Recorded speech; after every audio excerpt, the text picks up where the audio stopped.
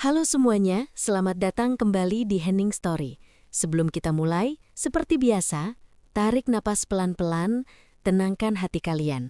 Karena cerita hari ini mungkin akan menyentuh bagian terdalam dari diri kita. Bagian yang jarang kita sentuh, tapi selalu kita rasakan. Teman-teman, absen dulu di kolom komentar, kalian nonton dari mana malam ini? Semoga kalian dalam keadaan baik, dan kalaupun tidak, semoga cerita ini bisa menemani. Siapkan hati, karena kisah berikut ini bukan sekadar tentang cinta, tapi tentang kehilangan, ketegaran, dan bagaimana seseorang bertahan setelah dunia yang ia percaya runtuh begitu saja. Selamat mendengarkan. Ini adalah Hening Story. Pagi itu, cahaya matahari menyelinap pelan melalui celah gorden ruang makan, memantulkan warna keemasan yang biasanya membuat rumah itu terasa hangat. Namun bagi Alia Prameswari, suasana hari itu tidak membawa apa-apa selain kekosongan yang semakin menjadi-jadi. Sudah hampir 2 bulan rumah ini terasa seperti tempat persinggahan, bukan rumah tangga yang ia bangun bersama Raka Dirgantara. Suami yang dulu, di masa awal pernikahan, begitu penuh senyum dan rencana masa depan. Alia berdiri di meja dapur, mengiris roti kecil untuk anak mereka, Arfan. Tangannya bergerak teratur, tetapi pikirannya kacau. Bau harum kopi yang baru diseduh mengisi udara, namun tidak mampu menenangkan pikirannya. Ia tidur hanya 2 jam tadi malam, setelah menunggu suaminya pulang hingga hampir pukul 3 pagi. Ketika pintu depan akhirnya terbuka, Raka masuk tanpa sepatah kata, tanpa tatapan, tanpa meminta maaf. Ia langsung menuju kamar mandi, kemudian tidur dengan punggung menghadap Alia. Seolah kehadirannya seperti angin yang tak perlu ditanggapi. Arfan, bocah 6 tahun dengan mata bening penuh rasa ingin tahu, bangun lebih awal pagi itu. Ia berjalan kecil ke arah dapur sambil mengusap matanya. "Bunda, bikin roti lagi?" tanyanya dengan suara serak khas anak baru bangun. Alia memaksakan senyum. "Iya sayang, mau selai stroberi atau coklat?" "Coklat," jawab Arfan cepat. Tapi kemudian ia menatap wajah ibunya dengan serius. "Bunda sedih ya?" Pertanyaan itu menghentikan gerakan tangan Alia. Ia menatap wajah kecil itu. Wajah yang masih murni, belum mengerti kompleksitas dunia orang dewasa tapi cukup peka untuk menangkap getaran dalam rumahnya. "Enggak kok, Bunda cuma capek." "Karena ayah pulangnya telat lagi?" tanya Arfan lirih. Alia terdiam. Tidak ada jawaban yang aman untuk diberikan kepada seorang anak yang terlalu kecil untuk mengerti hubungan retak, namun terlalu besar untuk dibohongi. Ia akhirnya hanya mengelus kepala Arfan. "Ayah lagi banyak kerjaan." Dalam hati Alia tidak tahu, apakah ia masih percaya kalimat itu. 2 bulan terakhir Raka selalu pulang larut, bahkan beberapa kali tidak pulang. Setiap kali ditanya, jawabannya sama. Proyek kantor, rapat mendadak, tugas mendesak. Namun tidak ada bukti, tidak ada email lembur, tidak ada rekan kerja yang menghubungi, tidak ada perubahan jadwal resmi. Yang ada hanya perubahan sikap, perhatian yang memudar, percakapan yang semakin singkat, dan jarak yang semakin sulit dijembatani. Ketika mereka sarapan, Raka akhirnya keluar dari kamar. Wajahnya terlihat lesu, tetapi bukan lesu karena lelah bekerja, melainkan lesu orang yang terlalu banyak menyembunyikan sesuatu. Rambutnya masih basah, dan ia hanya mengangguk kecil ketika melihat Alia dan Arfan. "Pagi," katanya tanpa ekspresi. "Pagi," balas Alia pelan. Arfan yang selalu berusaha memahami suasana mencoba mencairkan keadaan. "Ayah mau roti coklat. Enak loh." Ayah mengusap kepala anaknya sekilas. "Ayah nggak lapar." "Tidak lapar." Jawaban itu akhir-akhir ini menjadi jawaban standar Raka untuk hampir semua hal. Makan bersama, bicara sebentar, menemani Arfan bermain, atau sekedar duduk di ruang keluarga. Seolah rumah itu bukan lagi tempat istirahat, namun penjara yang ingin ia tinggalkan sesegera mungkin. Alia mencoba memberanikan diri. "Rak, nanti pulang jam berapa? Soalnya..." "Nggak tahu, jangan tunggu aku," potong Raka buru-buru sambil mengambil kunci mobil. Kata-kata itu seperti pisau kecil yang menoreh pelan, namun dalam. Bukan pertengkaran yang menyakitkan, tetapi sikap dingin yang tidak lagi menganggap keberadaannya penting. Alia memandang punggung suaminya sampai pintu tertutup. Tubuhnya terasa lemas. Ia menahan nafas lama, berusaha agar air mata tidak jatuh di hadapan Arfan. "Bunda, ayah marah ya?" tanya Arfan pelan. Alia menggeleng sambil mengangkat anaknya ke pangkuan. "Enggak sayang, kadang orang dewasa cakek. Tapi kamu sama bunda baik-baik saja." Arfan memeluknya erat. "Arfan sayang bunda." Alia menutup mata. Pelukan itu lebih dari sekedar hangat. Itu seperti pengingat yang menahannya dari runtuh sepenuhnya. Tapi di tengah pelukan itu, jauh di dalam hatinya, Alia menadari sesuatu yang menakutkan. Rumah ini sudah lama menjadi sunyi.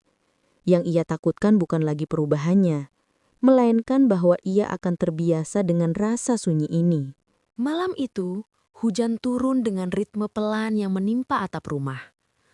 Suasananya tenang, namun hati Alia terasa bergejolak. Seolah alam sedang memantulkan apa yang ia rasakan. Raka belum pulang. Jarum jam menunjuk pukul 23.47. Alia duduk di ujung sofa ruang tamu, memeluk bantal sambil memandang pintu yang gelap dan tak bergeming. Sudah 2 jam sejak ia mengirim pesan menanyakan apakah Raka makan malam, dan tidak ada balasan. Bahkan, tanda centang pun tidak berubah. Rumah yang dulu selalu ramai dengan obrolan kecil, kini hanya dipenuhi bunyi detak jam dan hembusan AC yang dinginnya terasa lebih menusuk. Alia mengusap wajahnya, berusaha untuk tidak berpikir macam-macam. Namun keheningan semakin membuat pikirannya liar. Ketika jam hampir menyentuh angka 12, suara dering ponsel memecah ketegangan. Alia memandang ke meja TV. Ponsel Raka. Ia lupa membawanya. Alia menegakkan badan. Jantungnya berdegup lebih cepat. Siapa yang menelpon tengah malam seperti ini?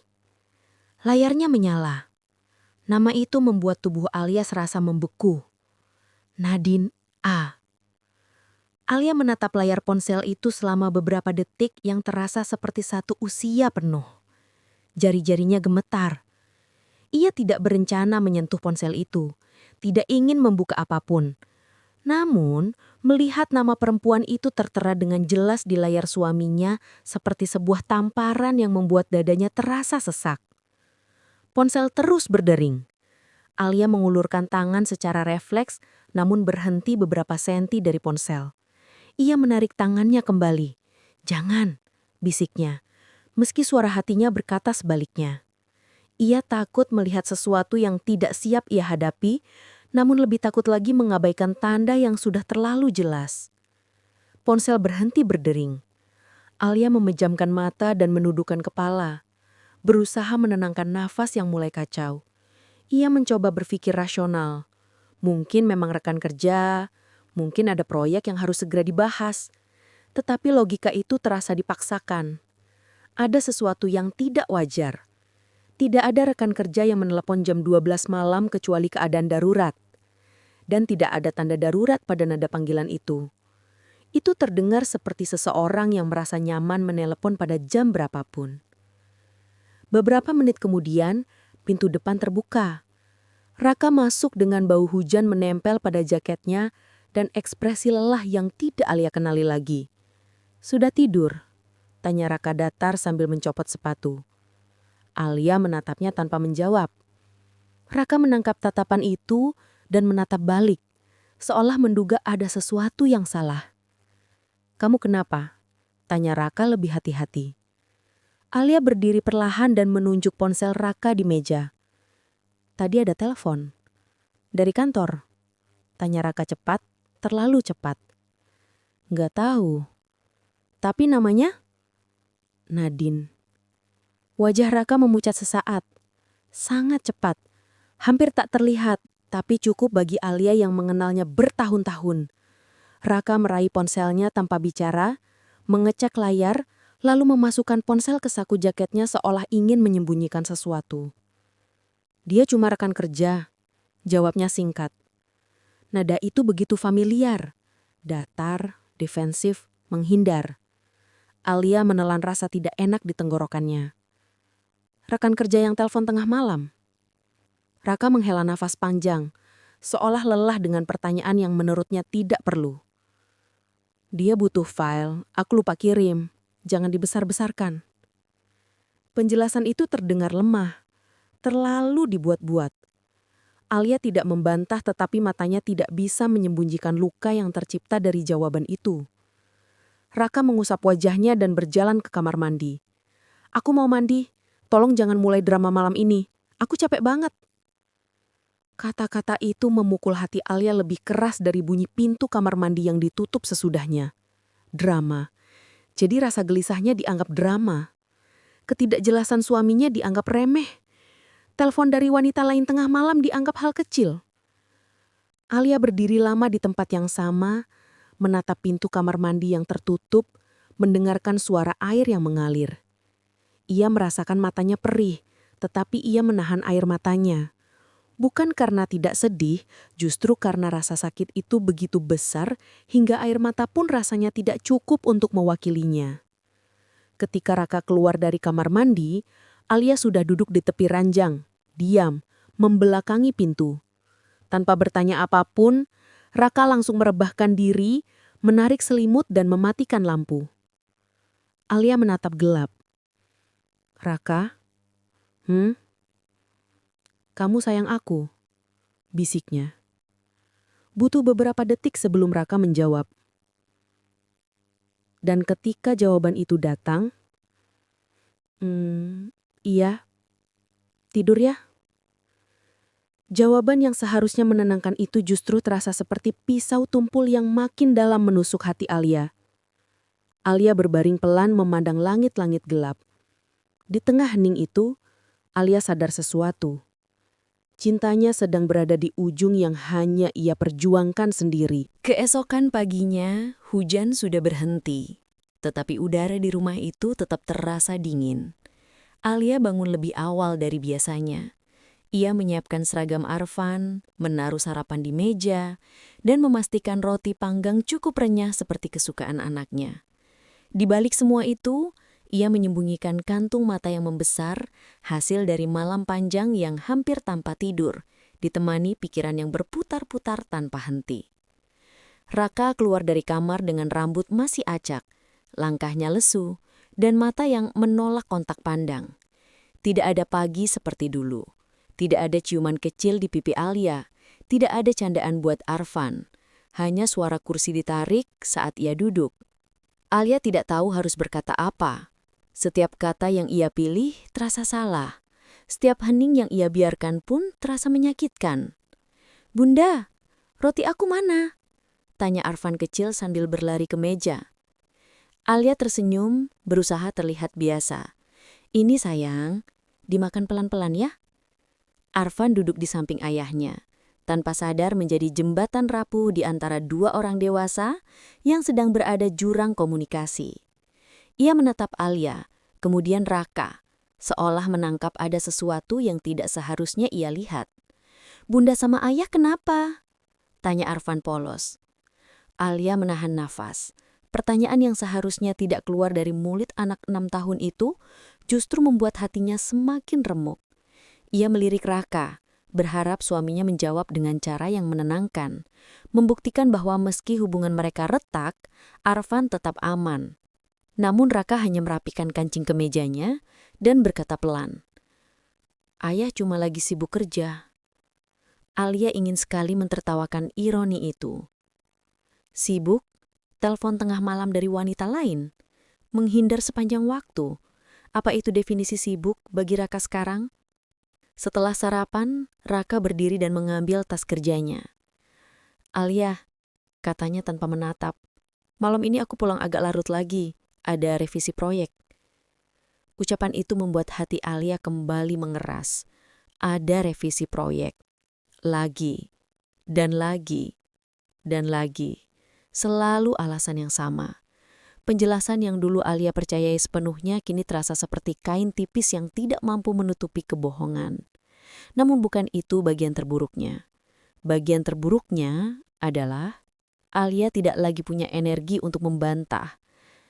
"Baik," jawab Alia datar. Raka berhenti sebentar. Ragu sejenak, mungkin ingin menambahkan sesuatu, tapi tidak jadi. Ia hanya menghela nafas dan pergi. Pintu tertutup dengan bunyi yang biasa, tetapi bagi Alia, bunyi itu terdengar seperti titik akhir sebuah kalimat panjang yang sudah terlalu berat untuk dilanjutkan. Setelah mengantar Arfan ke sekolah, Alia pulang dan duduk di ruang tamu.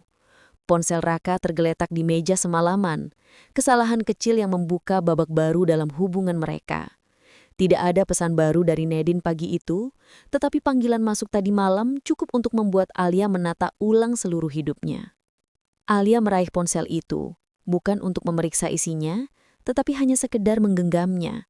Ia ingat hari-hari ketika Raka selalu mengizinkan ia menggunakan ponselnya bebas, tanpa sandi rumit, tanpa ada hal yang perlu disembunyikan. Mereka dulu saling terbuka, tentang mimpi, pekerjaan, bahkan ketakutan-ketakutan kecil. Sekarang semua terasa asing, seolah mereka bukan lagi pasangan, melainkan dua orang yang bertahan dalam rumah yang sama demi kebiasaan, bukan cinta. Alia menatap foto pernikahan yang tergantung di dinding ruang tamu. Di dalam foto itu, ia dan Raka tersenyum begitu lebar. Senyum yang merekam tekad, bahwa apapun yang terjadi kelak, mereka akan saling menggenggam tangan. "Apa kita sudah melepaskan genggaman itu, Rak?" bisiknya. Air mata akhirnya jatuh.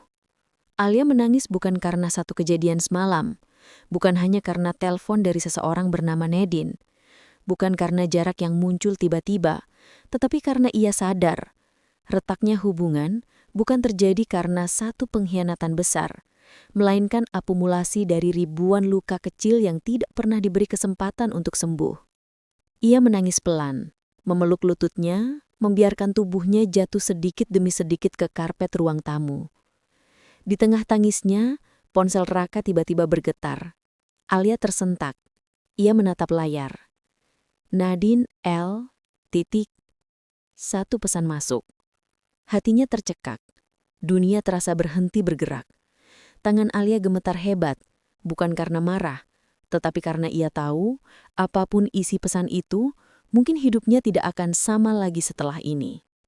Hujan masih merintik saat Alia memandangi jam dinding untuk kesekian kalinya. Pukul sudah hampir 10:30 malam. Raka belum pulang. Lagi. Arfan sudah tertidur sejak jam 8, setelah menunggu ayahnya yang katanya pasti pulang lebih cepat malam ini. Tapi janji itu, seperti beberapa bulan terakhir, hanya tinggal janji. Alia duduk di sofa sambil menggenggam ponsel, membuka tutup aplikasi chat tanpa tujuan. Pesan terakhir yang ia kirim pada Raka hanya centang satu. "Kamu pulang jam berapakah? Arfan nunggu." Tidak ada balasan. Lampu ruang tamu yang temaram menambah sesak di dada Alia. Perasaannya berkecamuk, marah, sedih, takut, dan terutama ketidakpastian yang membuatnya hampir limbung. Ketika akhirnya pintu terbuka, Raka masuk dengan langkah pelan. Pakaiannya rapi, tapi sedikit kusut. Rambutnya basah seperti habis hujan. Aroma parfum yang tidak asing dan tidak ia gunakan untuk ke kantor menguar samar. Raka terkejut ketika melihat Alia masih duduk di ruang tamu. "Kamu belum tidur?" tanyanya, datar. "Kamu pulang jam berapakah?" Suara Alia pelan, namun tegas. "Baru sampai. Kenapa?" Raka berjalan melewatinya begitu saja, menuju dapur. Alia berdiri. "Kita perlu bicara." Raka berhenti, memejamkan mata sejenak. "Alia, aku capek. Besok aja." "Besok? Besok? Kamu sudah bilang itu 3 minggu, Raka." Raka menoleh. "Aku bilang besok. Jangan dipaksa." Alia menatap kelelahan di wajah Raka. Kelelahan yang bukan karena pekerjaan, tapi karena dirinya. Itu yang terasa paling melukai. "Apa kamu masih bertemu Nadine?" tanya Alia, jujur, tanpa membungkusnya lagi. Ia sudah tidak bisa menahannya. Raka terdiam, nafasnya berat. "Alia, jangan mulai." "Kamu masih bertemu dia?" Suara Alia bergetar. Raka mengalihkan pandangan. "Dia rekan kerja, aku sudah bilang." Alia maju satu langkah. "Raka, aku bukan bodoh." Raka menatapnya tajam. "Apa kamu mau cek ponselku? Mau pasang tracker? Mau ikuti aku? Itu maksudmu? Bukan. Alia mengangkat suaranya. Aku cuma mau kamu jujur.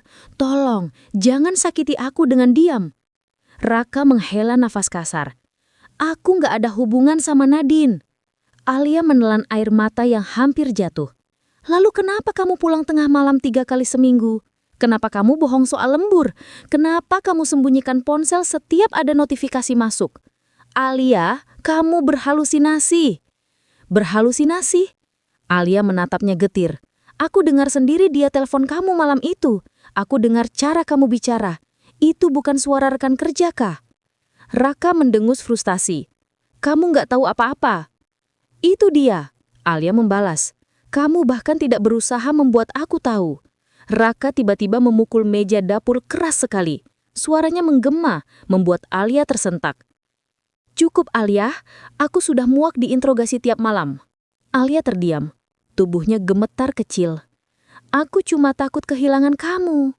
Raka menutup wajahnya dengan telapak tangan. Kepalanya menunduk. Aku cuma butuh ruang. Ruang? Alia melangkah mundur seperti habis ditikam. Ruang dari keluargamu? Dari aku? Dari Arfan? Alia, jangan bawa Arfan. Kenapa tidak? Dia sudah tanya kenapa kamu nggak pernah bacain dia buku lagi. Dia pikir kamu gak sayang sama dia. Raka menatap Alia dengan kemarahan bercampur rasa bersalah. Jangan manipulasi aku pakai anak. Alia memejamkan mata dalam-dalam. Ini bukan manipulasi, ini kenyataannya. Keheningan panjang jatuh di antara mereka, hujan di luar semakin deras, seperti memaksa mereka mendengar sesuatu yang sudah lama diabaikan. Alia akhirnya berkata pelan, sangat pelan. Aku cuma mau kamu memilih, kah? Kalau kamu masih mau memperbaiki ini, aku akan bertahan. Aku akan berjuang. Tapi kalau hatimu bukan untuk aku lagi, katakan, tolong katakan. Raka menunduk, tidak menjawab. Dan diam itu adalah jawaban yang paling mematikan. Alia terisak lirih. Jadi, itu pilihannya? Raka akhirnya mengangkat wajah. Tatapannya kosong. Aku nggak tahu, Alia. Aku benar-benar nggak tahu lagi. Kalimat itu menghantam Alia lebih keras dari semua yang pernah ia takutkan. Malam itu, untuk pertama kalinya dalam pernikahan mereka, Alia merasa dirinya bukan lagi istri, melainkan seseorang yang sedang menunggu ditinggalkan. Dan yang paling menyakitkan adalah, Raka tidak berusaha membuatnya tetap tinggal. Hujan turun tanpa henti malam itu, seperti langit sedang ikut menangisi hati Alia.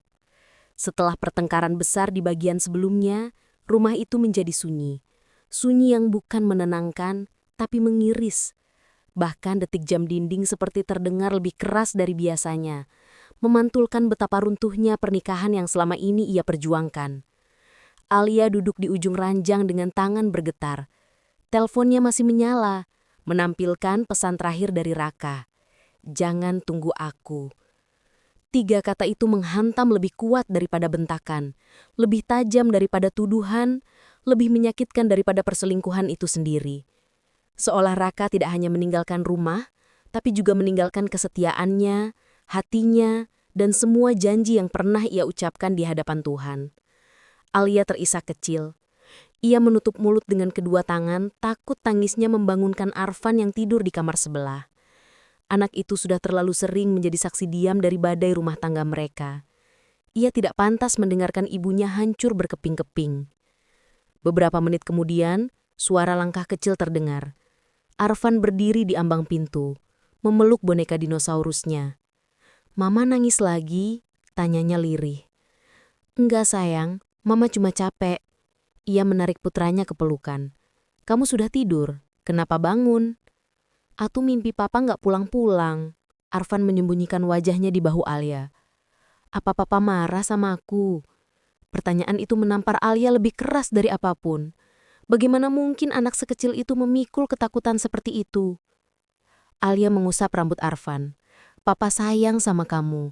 Kamu nggak salah apa-apa. Yang salah orang dewasa, bukan kamu. Tapi bahkan saat mengucapkannya, Alia tahu ia tidak sedang jujur sepenuhnya. Ia tidak tahu apakah Raka masih punya ruang untuk mereka di hatinya.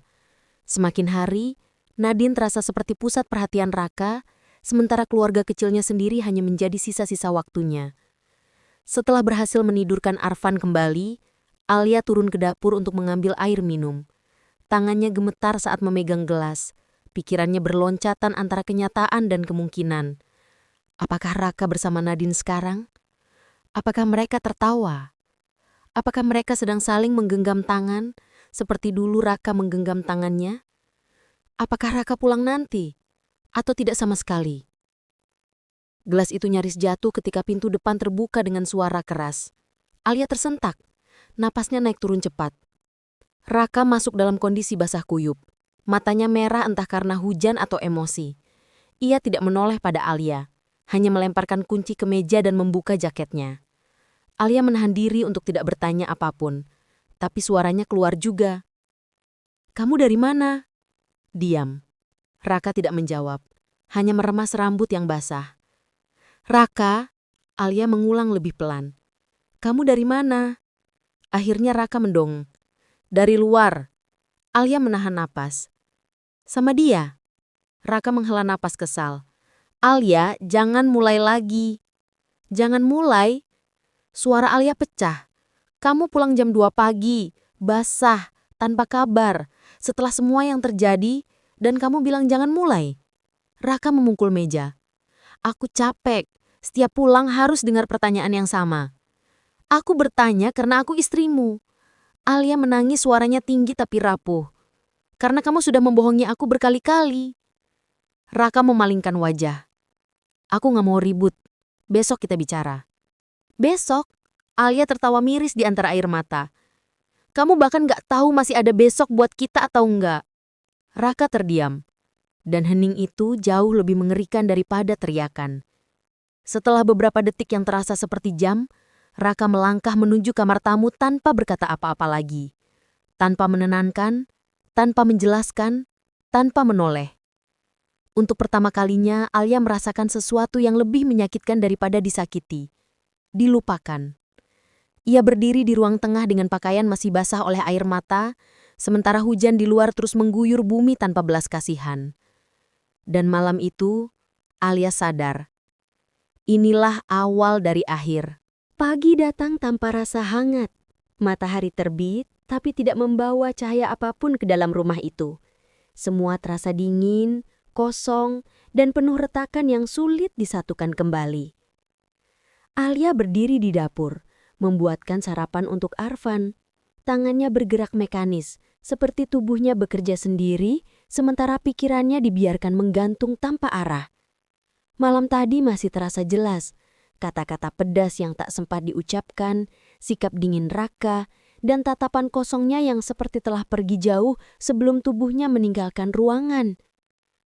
Arfan duduk di meja makan, menggambar dinosaurus di buku kecilnya. "Ma, nanti papa antar aku sekolah?" Tanyanya polos. Pertanyaan itu menusuk jantung Alia. "Enggak sayang, papa lagi capek. Mama yang antar ya." "Oh." Arfan mengangguk pelan, tapi tatapan kecewanya tidak bisa ia sembunyikan. Anak sekecil itu seharusnya tidak perlu menyesuaikan diri dengan patahnya hati orang dewasa. Tapi begitulah kenyataannya. Suara pintu kamar tamu terbuka. Raka keluar dengan langkah cepat, rapi, dan seolah tidak terjadi apa-apa. Alia refleks menahan napas. Raka mengambil tas kerjanya, memeriksa ponsel, lalu berjalan melewati dapur. "Raka?" panggil Alia pelan. Raka berhenti tapi tidak menoleh. "Kita harus bicara," lanjut Alia, suara tetap tenang walau gemetar. Raka akhirnya melihat Alia, dingin, lelah, seperti seseorang yang sudah menentukan arah hidupnya tanpa menyertakan pasangannya. "Alia, aku gak punya waktu, aku harus berangkat." "Kamu selalu begitu." Alia menatapnya, perih. Selalu ada alasan untuk tidak bicara. Raka menghela napas. "Aku cuma butuh ruang." "Ruang? Ruang dari apa? Dari keluarga kamu sendiri?" Raka tak menjawab. "Ruang untuk siapa, Raka?" tanya Alia lagi, suaranya pecah.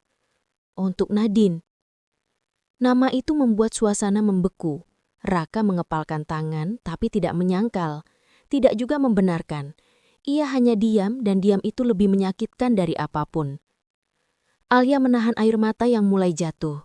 Aku sudah tahu, kamu nggak usah sembunyi lagi. Raka memejamkan mata sejenak. Aku nggak mau ribut pagi-pagi begini. Ini bukan ribut, ini rumah tangga kita. Alia mendekat satu langkah. Raka, kalau kamu mau pergi sama dia, kalau kamu mau pilih dia, bilang sama aku. Raka menunduk. Ia menggigit bibir seolah sedang bertarung dalam dirinya sendiri. Tapi akhirnya yang keluar hanya satu kalimat pelan. Alia, aku nggak bahagia. Alia membeku. Itulah kalimat yang paling Alia takuti sejak awal. Bukan tentang Nadine, bukan tentang kebohongan, bukan tentang malam-malam pulang terlambat. Tapi tentang ini, tentang ketidakbahagiaannya, tentang fakta bahwa Raka sudah berhenti melihat rumah itu sebagai rumah. Alia berbisik, kamu nggak bahagia sama aku, atau kamu nggak bahagia karena dia? Raka tidak menjawab, dan itu sudah cukup menjadi jawabannya. Arfan yang dari tadi mendengar bagian percakapan itu tiba-tiba turun dari kursinya dan memeluk kaki Raka. Papa, jangan pergi. Raka tersentak. Ia menunduk, memegang bahu kecil anak itu. Papa marah sama mama? Tanya Arfan lirih. Enggak. Papa sayang mama? Pertanyaan itu menghantam ruang itu seperti petir. Alia menutup mulut, menahan tangis. Raka hanya terdiam. Ia tak mampu menjawab dan ketidakmampuannya menjadi jawaban paling menyakitkan dalam hidup Alia. Akhirnya Raka berdiri, melepas pelukan Arfan. Aku pergi dulu, katanya pelan. Tanpa penjelasan, tanpa permintaan maaf, tanpa kepastian apakah ia akan kembali sebagai suami atau tidak kembali sama sekali. Pintu tertutup, sunyi. Alia tersungkur di lantai dapur, mencoba menahan isak tapi gagal total.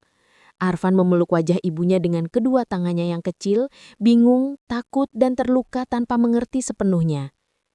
Mama jangan nangis, katanya berulang kali, suaranya pecah. Alia menarik anaknya ke pelukan. Ia mencium rambut Arfan, mencoba memberi kekuatan yang bahkan ia sendiri sudah kehabisan. Di luar suara mesin mobil Raka menjauh. Dan untuk pertama kalinya, Alia merasakan rumah itu benar-benar hanya berisi dua orang saja. Seorang ibu yang patah hati, dan seorang anak yang terlalu cepat dewasa karena keadaan. Sudah hampir 3 hari sejak Raka jarang pulang. Ia selalu beralasan lembur, rapat, atau tugas mendadak yang tidak bisa ditinggal. Alia dulu selalu percaya alasan-alasan itu. Tapi kini, setelah semua yang terjadi, setiap kata terasa seperti serpihan kebohongan baru. Malam itu, hujan rintik turun pelan. Alia menunggu di ruang tengah sambil memandangi jam dinding. Sudah lewat jam 10 malam, tapi Raka belum ada kabar. Bukan hal baru, tapi kali ini Alia tidak mau tetap diam. Ada batas untuk semua rasa sakit, dan malam ini, batas itu sudah dilampaui. Ketika akhirnya pintu depan terbuka, Raka masuk dengan ekspresi kaget melihat Alia masih terjaga. "Kamu belum tidur?" tanyanya datar. "Aku tunggu kamu," jawab Alia. Suaranya tenang namun tajam. "Kita harus bicara." Raka menghela napas. "Alia, aku capek. Besok aja." "Aku nggak mau besok. Kamu bilang itu terus. Tapi besok kamu makin jauh." Raka memijat pelipisnya. "Mau bicara apa?" Alia berdiri, mendekat beberapa langkah. "Kamu ketemu Nadine kan?" Raka menegakkan tubuh. "Kenapa kamu selalu..." "Jawab." Suara Alia tegas, tak lagi bergetar. "Kamu sama dia?" Hening. Hening panjang yang cukup untuk menghancurkan apapun yang tersisa. Raka akhirnya berkata pelan, "Iya." Kata itu membuat dunia Alia seakan runtuh, tapi rasa lega aneh ikut muncul. Setidaknya kebohongan itu berakhir. "Sejak kapan?" tanya Alia. "Beberapa bulan. Awalnya cuma ngobrol, terus jadi rumit." "Rumit?" Alia menahan tawa pahit. Perselingkuhan bukan rumit, Raka. Itu pilihan. Raka menunduk. Aku merasa didengar sama dia. Dimengerti. Alia memejamkan mata. Pernyataan itu jauh lebih menusuk daripada pengakuan perselingkuhan itu sendiri. Kamu merasa nggak aku dengerin? Tanya Alia lirih. Kita bertahun-tahun bareng. Kita pernah susah bareng. Kita bangun rumah ini bareng. Alia, suara Raka melemah. Aku sayang kamu. Tapi kamu jatuh cinta sama dia. Alia menyelesaikan kalimat yang tak berani Raka ucapkan. Raka diam, yang artinya iya. Alia menatap suaminya dalam lama sekali. Memandangi sosok yang dulu ia percaya akan selalu pulang. Sosok yang pernah berjanji menggenggam tangannya sampai tua. Sosok yang sekarang tak lagi menatapnya dengan cara yang sama. Apa kamu mau cerai? Tanya Alia akhirnya. Raka terkejut. Aku belum mikir sejauh itu. Alia menggeleng. Air mata menuruni pipi. Kamu udah mikir. Kamu cuma gak berani bilang. Raka tidak membantah. Aku capek, Raka. Capek berjuang sendiri. Capek berusaha terlihat baik-baik saja di depan Arfan, sementara kamu sibuk membangun dunia baru sama Nadine. Raka terdiam, seperti tidak tahu harus menanggapi apa. Aku cuma punya satu pertanyaan terakhir. Tanya Alia sambil menahan isak tangisnya. Kalau nggak ada Arfan, kamu masih akan mencoba memperbaiki pernikahan ini? Raka menatap mata Alia. Kehampaan di sana membuat Alia hampir muntah. Jawabannya jelas. Jelas sekali. Alia mengangguk pelan. Oke. Raka melangkah mendekat. Alia, aku nggak maksud nyakitin kamu. Kamu sudah. Kata Alia tegas namun tak lagi marah. Dan yang paling sulit adalah, kamu bahkan gak nyadar seberapa besar aku bertahan buat kita. Alia mengambil napas dalam, mencoba berdiri tegak walau jiwanya serasa runtuh. Mulai besok, jangan pulang larut. Jangan pulang kalau cuma mau bikin Arfan bingung. Kita bicara tentang perceraian setelah kamu siap. Raka terlihat mau protes, tapi tidak jadi. Ia hanya menunduk. Alia berjalan ke kamar tidur tanpa menoleh lagi. Langkahnya pelan tapi tegas. Seperti seseorang yang akhirnya menerima kenyataan. Meski hati masih hancur berantakan. Dan di ruang tamu, Raka duduk sendirian memegang kepalanya. Menyadari bahwa pengakuannya malam ini mungkin adalah awal dari sesuatu yang tidak bisa ia tarik kembali. Sejak malam pengakuan itu, rumah Alia berubah menjadi dua dunia yang tidak pernah benar-benar bersinggungan. Raka masih pulang, tapi hanya untuk tidur. Ia lebih sering menghabiskan waktu di kantor, atau mungkin bersama Nadine. Alia tidak tahu dan tidak mau lagi menebak. Pagi itu, Alia sedang menyiapkan sarapan untuk Arfan ketika Raka keluar dari kamar tamu dengan koper besar. Alia membeku. Spatula nyaris jatuh dari tangannya. Raka, itu apa? Suaranya pelan, hampir tidak terdengar. Raka menatap koper itu sejenak, lalu menatap Alia. Aku sementara pindah ke apartemen, biar kita bisa ngatur semuanya lebih tenang. Alia menghisap nafas panjang. Jadi ini akhirnya. Pemisahan halus sebelum perpisahan sebenarnya. Arfan? Alia menanyakan hal itu sambil menahan tangis. Aku tetap sering ketemu dia, jawab Raka cepat. Aku gak akan jauhin dia. Arfan muncul dari kamar membawa tas sekolah sambil mengucek mata. Papa mau pergi? Papa cuma pindah sementara, Van. Kenapa papa pindah? Arfan menatap kedua orang tuanya bergantian. Papa gak sayang mama lagi? Pertanyaan itu membuat Alia menggigit bibirnya sampai terasa asin. Ia hampir runtuh tapi ia jongkok dan memegang bahu anaknya. Sayang, ini bukan salah kamu, bukan juga karena mama. Papa cuma butuh waktu. Kayak waktu papa marah? Bukan begitu. Arfan menatap Raka dengan mata yang basah. Papa ikut teman papa itu ya, tante yang papa sering telepon. Alia membeku. Raka terperangah tak menyangka anak usia 6 tahun bisa melihat begitu banyak. Raka berjongkok. Papa cuma kerjasama sama tante Nadine, gak usah takut. Tapi papa bohong sama mama. Air mata Arfan jatuh. Aku dengar Mama nangis malam-malam. Alia langsung memeluk Arfan erat-erat. Sayang, jangan bilang begitu. Sudah, sini sama Mama. Raka menutup mata, tampak semakin hancur karena anaknya sendiri yang mengungkapkan luka yang ia ciptakan. Alia berdiri, menatap Raka dengan wajah lelah. Kalau kamu tetap mau pergi, aku nggak akan tahan. Tapi bisakah kamu pamit dengan benar? Jangan bikin Arfan merasa ditinggal. Raka mengangguk pelan. Ia berlutut lagi di depan Arfan. Papa sayang kamu, sangat sayang. Apapun yang terjadi antara Papa dan Mama, Papa tetap ayah kamu selamanya. Arfan menangis memeluk Raka sekuat mungkin. Jangan pergi. Alia menutup mulut membelakangi mereka, berusaha menahan diri agar tidak runtuh. Setelah beberapa menit, Raka berdiri, merapikan rambut Arfan lalu mengambil kopernya. Alia mengantar hanya sampai ruang tengah. Ia tidak sanggup lebih jauh dari itu. Sebelum keluar, Raka berhenti dan menatap Alia. Terima kasih, kamu sudah jaga semuanya selama ini. Ucapnya pelan. Aku nggak tahu apakah aku pantas dimaafkan. Aku belum bicara soal maaf, belum saatnya. Raka mengangguk paham, lalu ia pergi. Pintu tertutup, suara klik kecil itu terasa seperti palu terakhir yang memaku status baru hidup mereka. Terpisah. Arfan berlari ke pintu, mengetuk sambil menangis. Papa balik, Papa jangan pergi. Alia memeluknya dari belakang. Sayang, Papa tetap sayang kamu. Papa cuma pindah rumah, bukan pindah hati. Tapi kenapa dia tinggal sama tante itu? Arfan terseduh. Alia membeku. Ia memeluk Arfan erat-erat. Arfan, Papa cuma bingung sekarang. Orang dewasa kadang susah ngerti apa yang benar dan salah. Tapi kamu gak salah apa-apa.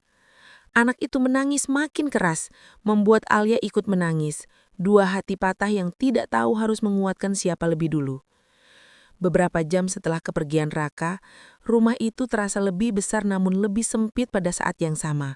Hening, tapi bukan hening yang damai, hening yang seperti mengurung.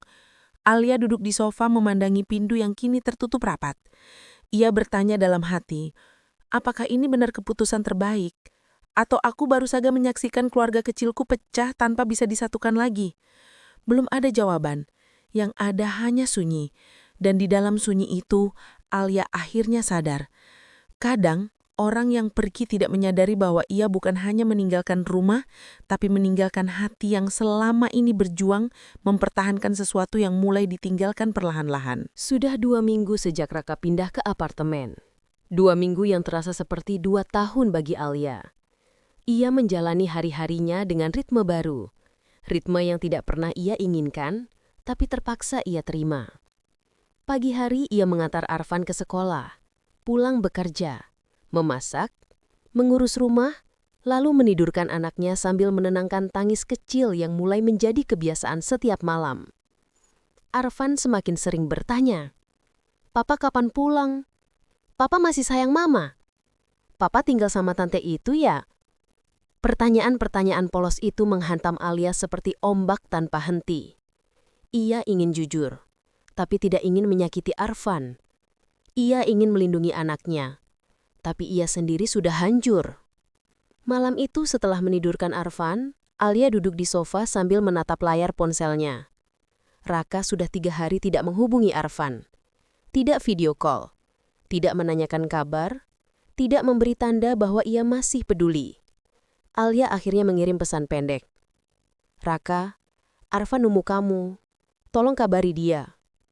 5 menit, 10 menit, 20 menit. Tidak ada balasan. Alia menahan napas. Sebagian dirinya sudah menebak alasan di balik keheningan itu. Nadine. Pukul 22.03 ponsel Alia akhirnya berbunyi. Raka is calling. Alia menjawab. Halo? Di ujung sana terdengar suara Raka, samar dan lelah. Alia, maaf, aku baru lihat pesan kamu. Kamu sibuk? Tanya Alia tenang, meski dadanya berdenyut sakit.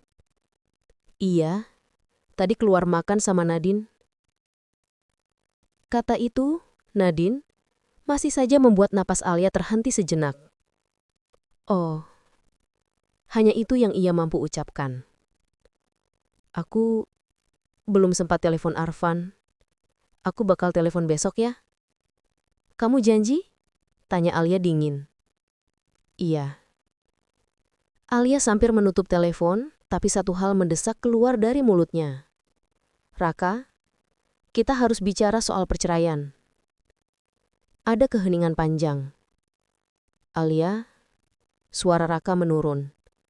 Apa kamu yakin mau bahas itu sekarang? Aku gak yakin mau apapun, Rak. Tapi kamu yang pergi. Kamu yang memilih.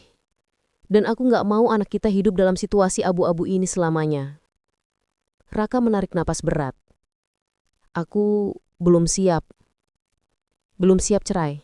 Tanya Alia. Belum siap kehilangan Arfan. Kalimat itu membuat Alia menutup mata. Kamu gak kehilangan dia. Kamu cuma kehilangan hak untuk pura-pura menjadi suami yang baik. Raka terdiam. Kamu masih sama Nadine? Tanya Alia lagi. Iya. Kamu cinta dia? Hening. Hening yang lebih jujur daripada kata-kata. Raka, aku sudah cukup tahu jawabannya. Terdengar suara kursi digeser di seberang telepon, lalu helaan napas panjang. Kamu gak harus kuat terus, Alia, kata Raka pelan. Aku tahu aku salah. Aku tahu aku nyakitin kamu. Kamu gak nyakitin aku, Raka. Alia memperbaiki. Kamu menghancurkan sesuatu yang cuma bisa kita bangun berdua.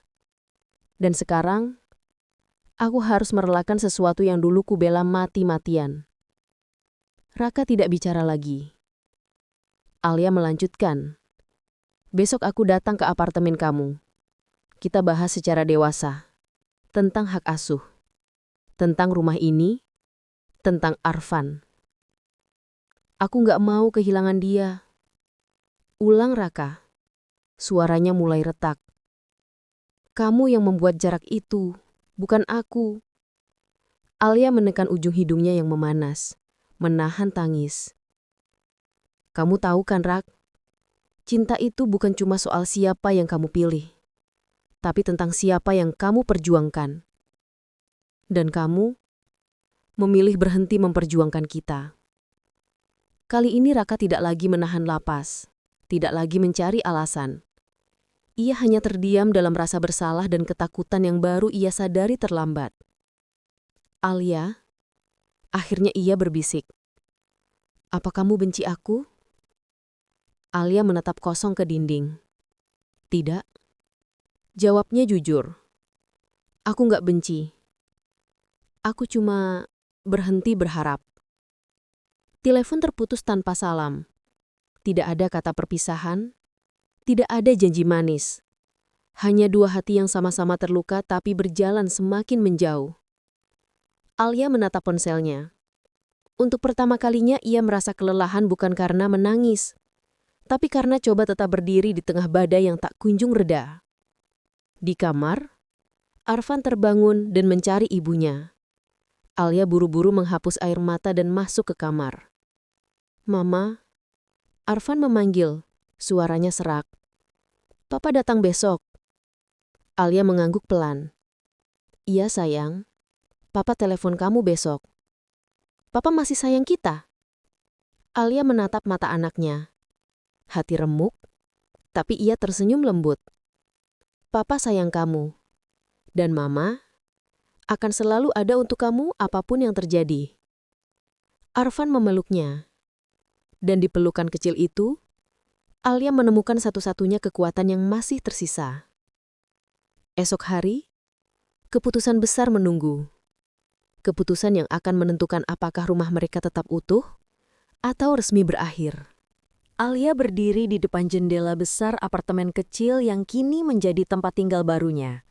Kota tampak bergerak seperti biasa, padahal hidupnya sudah hancur berkeping-keping. Sudah 3 bulan berlalu sejak perceraian itu disahkan. 3 bulan sejak ia melepaskan seseorang yang pernah ia cintai habis-habisan. 3 bulan sejak ia memulai hidup sebagai ibu tunggal bagi Arfan. Pagi itu, suara kecil yang sangat ia kenal memecahkan lamunannya. Mama, hari ini kan Mama kerja siang. Bisa antarin aku sekolah? Tanya Arfan sambil membawa tasnya yang kebesaran. Alia tersenyum tipis. Tentu bisa. Kamu udah sarapan? Udah, Mama belum ya? Alia tertawa kecil. Belum, tapi gak apa-apa. Yuk! Mereka turun bersama. Setiap kali menggenggam tangan anaknya, Alia merasa dunia masih memberinya satu alasan untuk bertahan. Raka sudah menjadi bagian masa lalu, tapi Arfan adalah masa depan yang harus ia jaga dengan seluruh hidupnya. Di perjalanan menuju sekolah, Arfan tiba-tiba bertanya, "Mama, Papa beneran gak tinggal sama kita lagi?" Pertanyaan yang menghancurkan meski ia sudah mendengarnya beberapa kali. Alia menghela napas dan menatap mata anaknya lewat kaca spion. "Papa tetap sayang sama kamu, tapi Mama dan Papa sudah tidak cocok tinggal bersama." Arfan mengangguk pelan. "Tapi aku boleh ketemu Papa kan?" "Tentu boleh. Papa juga nunggu kamu datang setiap minggu." Baru setelah Arfan masuk ke gerbang sekolah, Alia tersadar betapa kuat dirinya selama ini. Kekuatan yang tidak pernah ia pilih tapi terpaksa harus ia miliki. Hari itu ia bekerja setengah hari. Sepulangnya, ia menerima pesan dari nomor yang dulu membuat hatinya berdebar. Kini hanya membuat dadanya sesak. "Raka, Alia, boleh ketemu sebentar? Ada yang ingin aku sampaikan." Alia menatap layar ponsel tanpa ekspresi. Ia tidak membenci Raka, tapi ia juga tidak lagi merasa perlu menuruti setiap keinginannya. Tapi ia tahu, selama masih menjadi orang tua dari anak yang sama, banyak hal harus tetap dibicarakan. "Alia, oke, sore, di taman dekat sekolah Arfan." Sore itu Raka sudah menunggunya di bangku taman. Wajahnya tampak lebih kerus, lebih kusut, dan jauh berbeda dari pria yang dulu selalu percaya diri. Alia duduk di ujung bangku, menjaga jarak. "Alia," Raka membuka percakapan dengan suara berat. "Aku cuma mau bilang, aku minta maaf atas semuanya. Atas Nadine, atas pengkhianatan itu, atas semua luka yang kubuat." Alia tetap diam.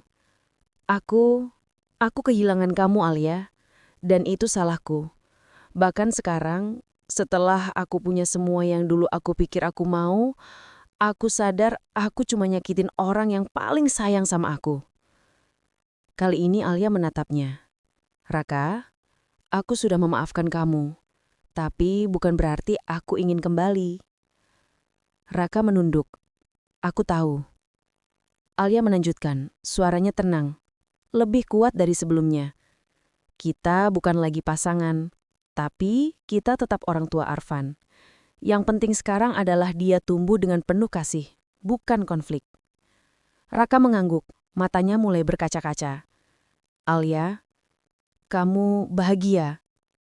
Pertanyaan itu menghentikan napasnya sejenak. Ia menatap langit senja yang mulai menguning. "Aku tidak tahu apa aku sudah bahagia, tapi aku sedang menuju ke sana, pelan-pelan." Raka menutup wajahnya dengan tangan. "Aku cuma ingin kamu tahu. Aku menyesal." Alia berdiri. "Penyesalan tidak mengembalikan apapun, tapi aku menghargai kamu sudah bilang. Hidup kita sekarang berbeda, Raka. Yang harus kita jaga hanya satu, Arfan." Raka berdiri juga, namun ia tetap menjaga jarak. "Bolehkah sesekali kita makan bersama hanya bertiga, demi Arfan?" Alia tersenyum tipis. "Kita lihat nanti. Yang pasti semua demi kebaikan dia." Ia lalu pergi meninggalkan Raka yang terus menatap punggungnya seolah baru benar-benar menyadari kehilangan yang paling besar dalam hidupnya. Malam itu selepas menidurkan Arfan, Alia duduk di balkon kecil apartemennya. Udara malam menyentuh kulitnya lembut. Ia memejamkan mata dan menarik napas panjang. Untuk pertama kalinya dalam waktu yang lama, dadanya terasa lega. Ia sudah melewati badai yang hampir menghancurkan hidupnya. Ia sudah melihat dirinya hancur dan bangkit lagi. Ia sudah merasakan dikhianati namun tetap bisa mencintai tanpa dendam. Ia sudah kehilangan suaminya, tapi menemukan dirinya sendiri. Dan meski hatinya belum sempurna, ia tahu satu hal. Ia akan baik-baik saja. Alia menatap langit dan tersenyum kecil. "Hidup masih panjang, Li. Kamu masih bisa bahagia." Dan untuk pertama kalinya, ia percaya pada kata-kata itu.